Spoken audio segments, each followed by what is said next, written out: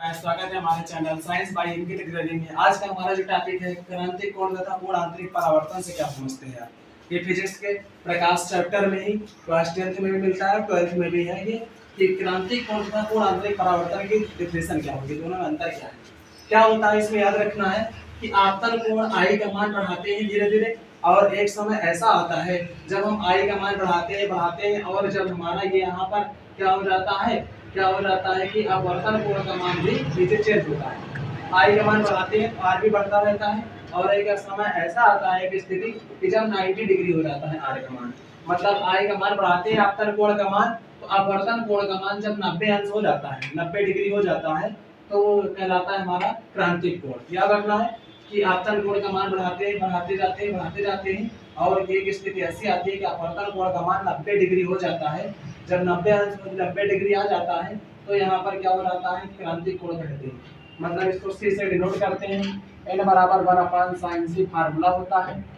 कह देगा अपवर्तनांक तथा क्रांतिक कोण में क्या संबंध होता है, तो n अपवर्तनांक है, c क्रांतिक कोण होता है, n बराबर 1/sin। याद रखना है आपतन कोण का मान बढ़ाते हैं आई का मान, धीरे धीरे r का मान एक स्थिति ऐसी आती है 90 डिग्री हो जाता है, तब कहलाता है क्या, क्रांतिक कोण, उसे हम कहते हैं क्रांतिक कोण।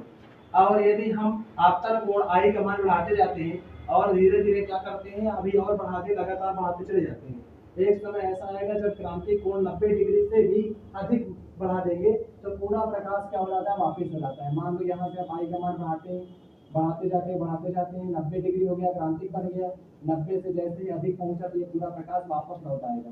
तो इस घटना को हम क्या कहते हैं, पूर्ण आंतरिक परावर्तन। मतलब पूरी तरीके से प्रकाश वापस अपने माध्यम में वापस लौट आता है।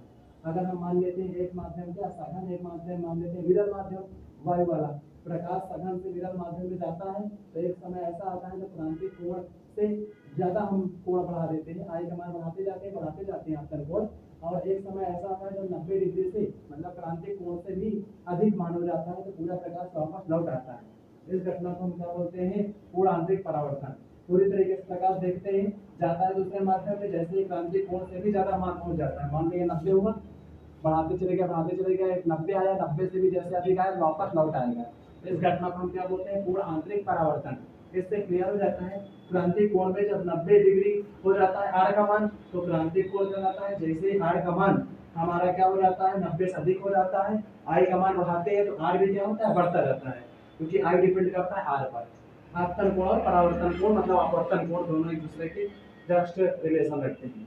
इस प्रकार ये दोनों डेफिनेशन होती है। इसमें याद रखना है पूर्ण आंतरिक परावर्तन के लिए दो शर्तें प्रमुख हैं, जब सघन माध्यम से विरल माध्यम प्रकाश जा रहा होना चाहिए, दूसरा जब हमारा आई का मान क्रांतिक कोण मतलब 90 डिग्री से अधिक हो जाता है। आपतन कोण बढ़ाते चढ़ाते जाते हैं और 90 डिग्री से जैसे ही अधिक कोण पर पहुंच जाता है आई का मान, तो क्या हो जाता है, पूरा प्रकाश वापस अपने माध्यम में लौट आता है।